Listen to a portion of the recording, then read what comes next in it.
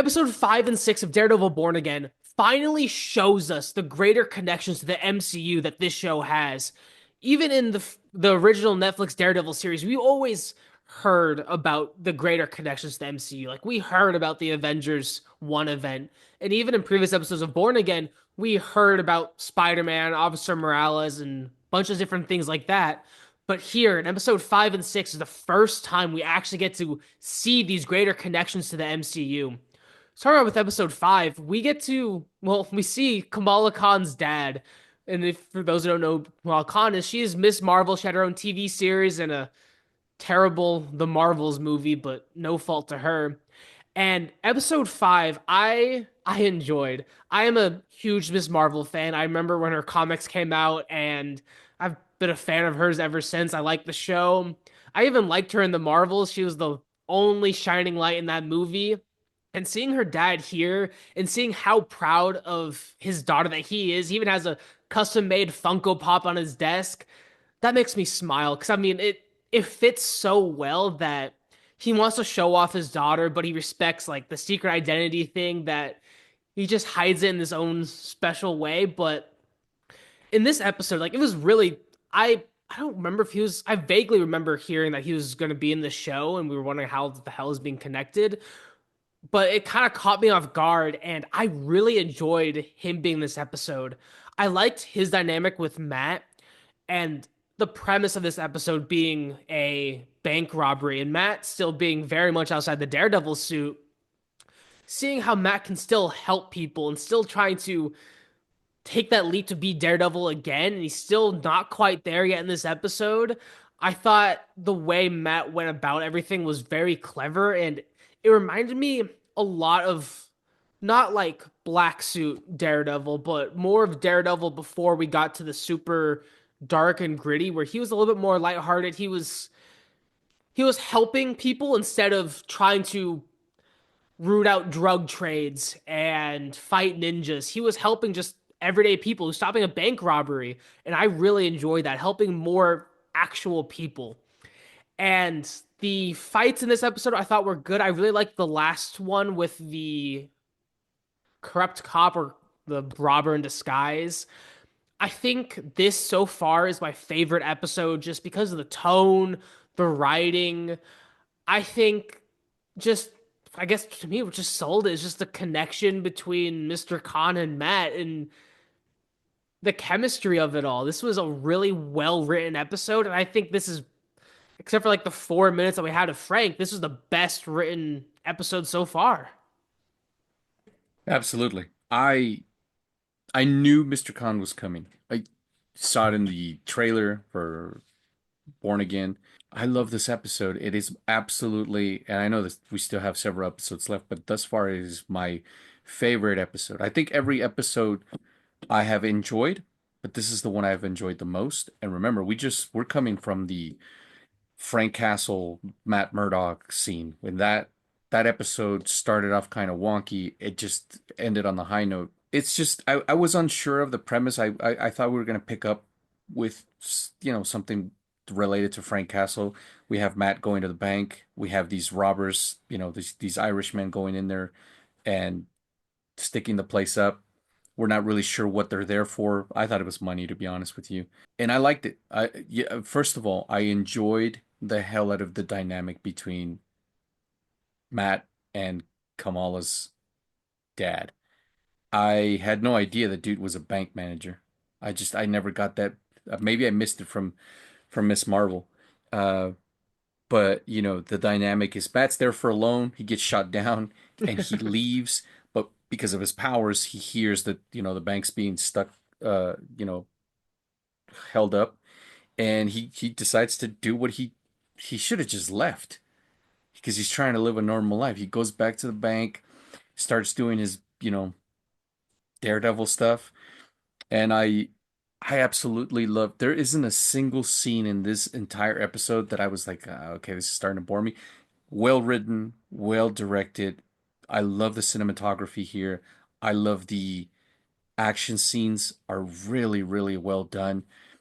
There's a scene where I told Griffin, I was like, when Matthew starts loosening his tie, I was like, the Love it. dude walking him to the bathroom doesn't know the ass whooping he's about to receive. And sure enough, he didn't. And there's a couple more ass whoopings that are dished out in this episode. There's one outside where he just really beats the shit out of some dude. I mean, there's a point where he snaps the guy's knee. Griff, he's like, yeah, that dude's gonna be in hospital for several months. Absolutely. Just very well done, man. I just don't have a single complaint. We don't get him in the suit. There was never a moment in this episode where I was like, shit, when's he just gonna suit up as Daredevil? I legitimately enjoyed the episode. I love the banter between him and Mr. Khan. I love the other, hostages. Matt does a very Matthew Murdock thing. There's a particular hostage that gets released, gets traded, and she's like, "What about my husband?" Matt's like, "Let him go. I'll take his place." I absolutely love that. I love when he starts putting his cane after he had loosened his tie. He starts snapping his cane, folding it. I was like, "Oh God, that guy's gonna get this shit kicked out." Sure enough, he did. It was really well I done. I just buy into this world, man. I really, really enjoyed it. Charlie Cox is 42, which is he's like a month older than I am. And Griff made a funny note the other day. He was like, "Yeah, that guy's like 50. That guy's in better So shape than a young. lot of dudes that I know." Oh yeah, And he absolutely loves the role. I had a great time. I just don't have a single bad thing. Oh, it is best thing filler, about this but yeah, episode, it's still good. it's a filler episode 100%, but it was done. This is the best filler episode I've ever seen. It's definitely You up know there. what? You know what? Name another filler episode that's as good as this. I fucking dare you to. Best thing about this episode? No stupid ass BB report. That's true. And on that note, episode 6. So I knew I had a break. I was on daddy duty. I had a break to get dinner ready for my little girl. One of my fears was like, this episode was so good, the next one can't be as good. And it wasn't. First of all, we start off with a fucking BB. I'm telling you, man, I don't like the BB report. I don't like BB, and I don't like her fucking report. It's just after. It's not just that we're coming off of such a good episode, because episode 5, fucking 10 out of 10. I'm telling you, it's episode 6 starts off with the BB report, and my number one complaint about the BB report is how different it feels when we get the stupid report.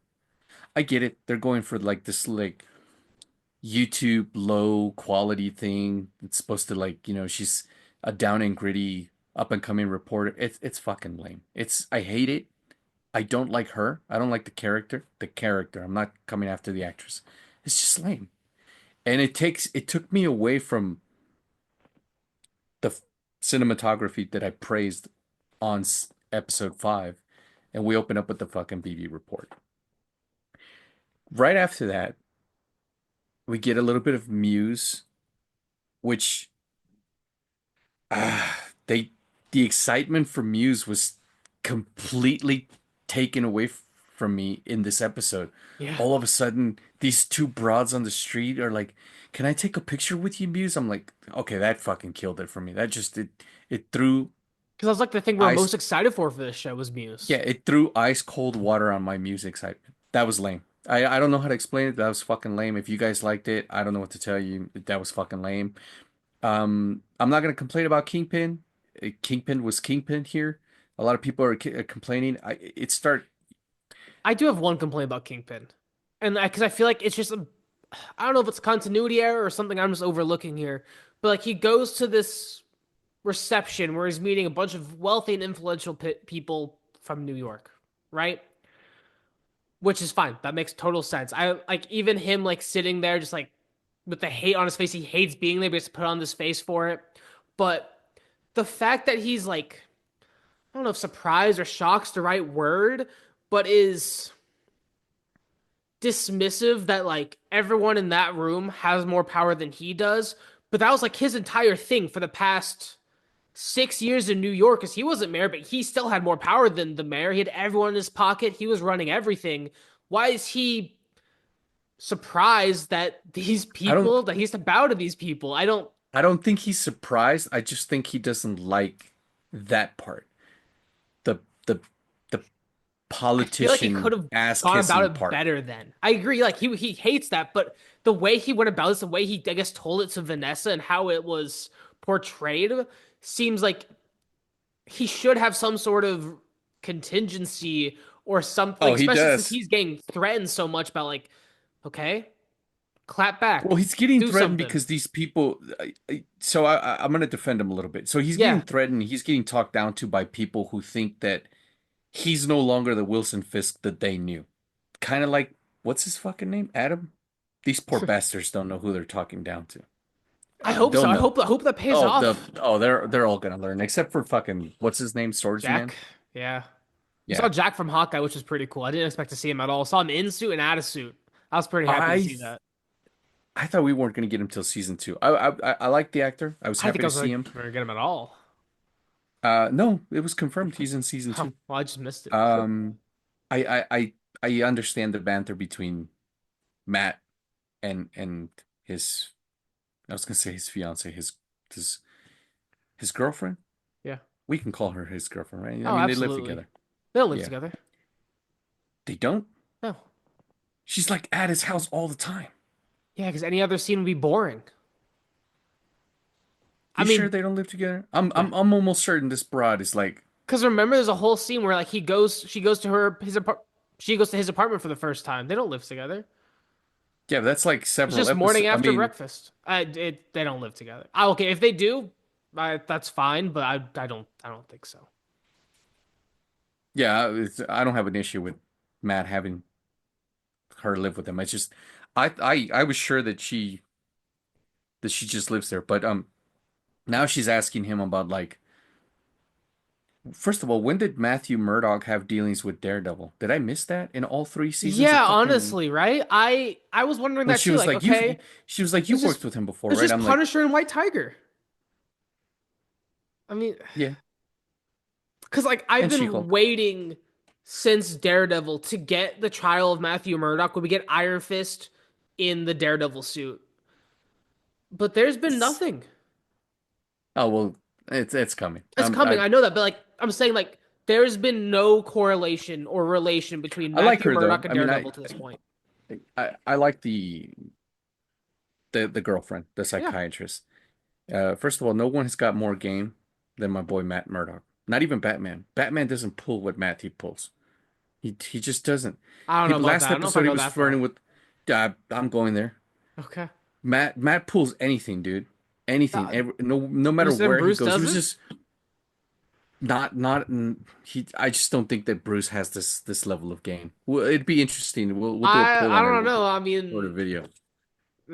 that's I don't think it's even I close. mean, Matt pulls everything and everyone he sometimes that he doesn't even want. He was just that. I I'm not remember. sure if she was a judge or a clerk or whatever in the last episode. She wanted the D. All she had to do was say it. Um, I just think it's funny that Matt's got that level of game Oh, I because think no it's matter where he goes, he's got his game count is ridiculous. But yeah, he's like, we get that charismatic Matthew Murdock that we haven't seen. We get him praying. We get him, just laying down his game.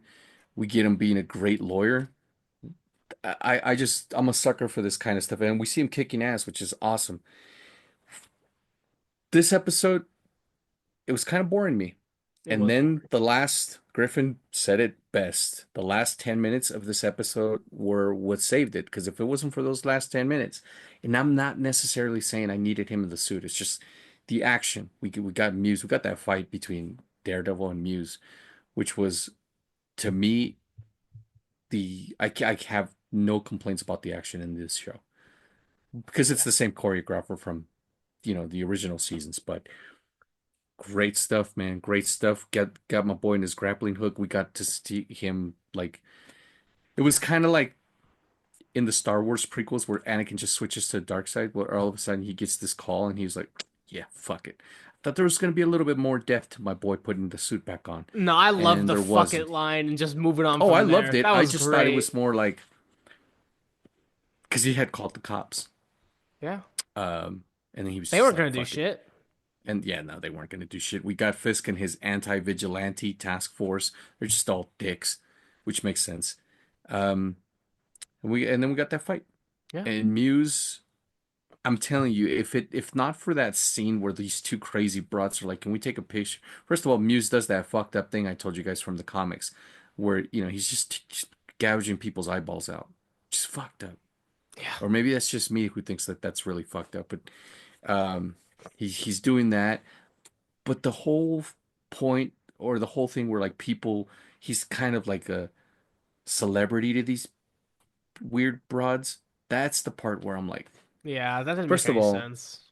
why would you go up to a fucking weirdo like, because they know what he looks like. They're like, why would you go up to that dude? Like, what At do you like think's gonna happen to 12 at you? night. Yeah, it's like going up to the Joker and be like, can I take a selfie with you? I I mean, was like, you've he's seen the Joker 1 and Joker 2. That's what people do for some reason. that's because those movies are fucking not what. But anyway, that's my complaint about it. But then those last 7 minutes, and we've seen this before, where Wilson and Murdoch are mirroring each other, and as Matt's I face love to that. face with Muse, Fisk is doing what I told you he was gonna fucking do. He hands this motherfucker an axe, I and love he's like, that. I thought he was gonna kill him with the axe. No, he gave him the axe I and then respect beat it. the shit. Yeah, mad respect. He can't be like, I didn't give you a chance. He gave him a chance, but he did what I told you. He beat the fuck out of this dude. I agree with Edward, but I want to add one thing that I think that I do like is I like seeing more of Angela because I do like the White Tiger. I'm looking forward to seeing more of her as she is hopefully going to I'm not become gonna the lie, White she Tiger annoyed sometime me. this season. I think it was really there was like it was a little. I liked the plot points, but it was really Like, fucking what does she want dumb. Matt to do? Exactly. Like you go to a blind lawyer, defense attorney, and he's like, "Hey, I'm gonna go investigate in these abandoned railways underground. Help me." And then she's Blind like, fucking lawyer. The fuck's I he thought gonna you'd do do? more. Call the Yeah, police is the that was best dumb. advice he could have given her. It she is dumb, but she did it just to get Daredevil back in the suit. That's pretty much the only reason why it happened. Uh, we've seen worse, but we've seen a lot better. Hopefully, we get White Tiger soon, at least. At least start to get that moving along. Because right now, I agree that was dumb as fuck. The rest of the episode, as Edward said, it was boring. It wasn't good. This broke the trend of each episode getting better and better. This was episode 6. I think was the worst one overall. I don't know if I'd say worst one, but I'd say if it wasn't for the last 10 minutes, it would have been shit. Yeah. But it was saved. It was saved by those last 10 minutes. Moral of the story, though, is episode 5 is better than episode 6. Oh yeah, that was a great episode. Thank you guys so much for watching. If you haven't seen our previous Daredevil Born Again reviews, you can check them out right now. If you're a fan of the show, you're definitely going to enjoy it. And thank you guys so much. Take care, guys.